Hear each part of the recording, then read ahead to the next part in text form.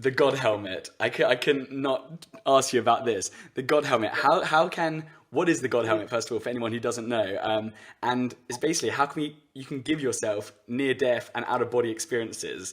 You can actually, you can create that experience. How is that possible?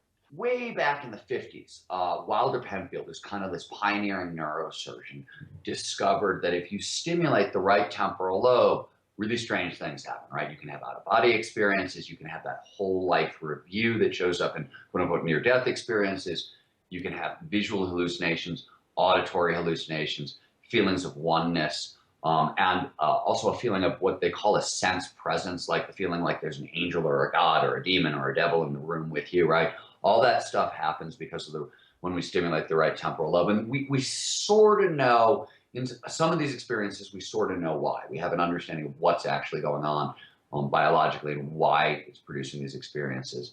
But building on that research, 10, 15 years ago, a neuroscientist named Michael Persinger built a helmet that directs kind of weak magnetic fields that pulse on and off towards the right temporal lobe.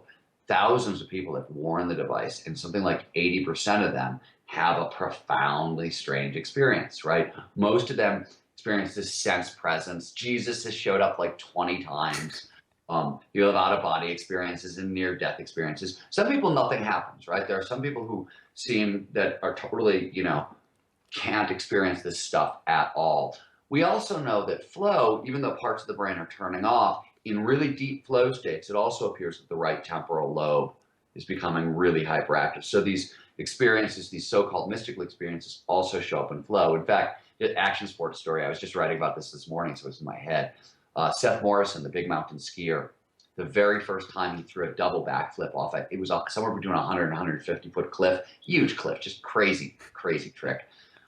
He flew like right out of his body and was like 50 feet away watching himself. And a double backflip is totally blind. You can't see where you're going. You can sort of see your landing, but you can't see yourself at all. And it was the first time in his life he actually got to watch himself throw the trick. So yeah, really strange things seem to happen when you stimulate the right temporal lobe. Persinger had built the God helmet. So now, you can go have that experience. And there's Todd Murphy, who's one of Persinger's students, built a commercial version. Shakti helmet, I think is what it's called.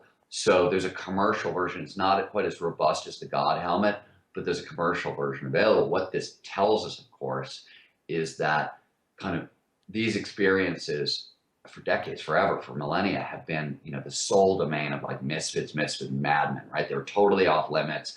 You couldn't control them. They were lightning in a bottle when they showed up, and they were really, really weird. Now, not only do we understand the science underneath them, they're accessible to anybody. So here in America, right, there's 80 million Americans who identify as spiritual but not religious, right? They want direct experiences of the numinous. Well, turns out direct experience of the numinous is now available for a trip to Radio Shack, right? And that's scalable. That can be you can have it actually through like a game. They were talking about on the Oculus Rift or something. Actually, in like putting this into the game, or maybe even like one day onto an iPhone app. Like this is crazy. Like spiritual experiences as an app. It's a weird world we're living into. Another one which was just like what, like it completely blew my mind, is this idea of mind uploading, like being able to like this is in your new book Tomorrowland. You're talking about like one of the future things is like uploading consciousness onto a computer. Like how is that even possible? I mean, because that takes this whole idea, like you were talking about Descartes, like I think therefore I am, but now one day like, people are actually going to be able to think other people's thoughts or something along those lines.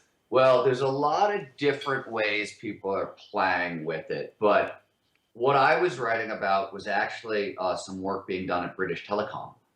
They pioneered it. It was for a story for the New York Times about what's called the Soul Catcher Project, which is the idea, right, that we can upload ourselves and store ourselves on silicon. Their approach was, and it's a limited approach, right, but they figured, hey, if we can record all the data that our senses take in, right, couple it with a strong enough information processor, right, and a robust playback system, we think we're going to get some recording of consciousness, right? And it's one theory, it's one idea, but what's crazy about it is this. At the time, this was in 2000 when they started working on it, we already could record all the inputs of our senses, right? And we've only gotten better at that over the past 10 years. They were waiting for a robust information playback device, which is starting to be our computers today, right? We're getting fast enough for it. And the, robust information processor and the playback device, right? Oculus Rift would work. It's a robust VR system. So, it sounds like a crazy idea. They've said, hey, by 2025, we think we could have a rudimentary version. Ray Kurzweil is also looking at this, thinks they're off by 25 years and it's going to be around 2050. I have no idea. But what I think is interesting is this, right? What you're talking about here, so in Tomorrowland, right, I'm looking at the transformation of science fiction into science fact, and I'm really looking at kind of the massively disruptive impact it's going to have on culture. And one example is religion, right? Religion, all of the religions, major religions, use the threat of the hereafter, right? What's going to happen next to shape behavior in this life. Well, we're coming into a place where the hereafter is actually the here and now, right? So what happens to theological morality in the face of technological immortality? That sounds like a crazy question, but it's something we're going to have to actually answer probably in this century. If what you've heard on Flow Research Collective Radio has been helpful, please consider doing us a solid and leaving us a review on Apple Podcasts, Spotify, or wherever you are listening to this. Reviews help us connect to a wider audience so we can get these peak performance principles out to more people.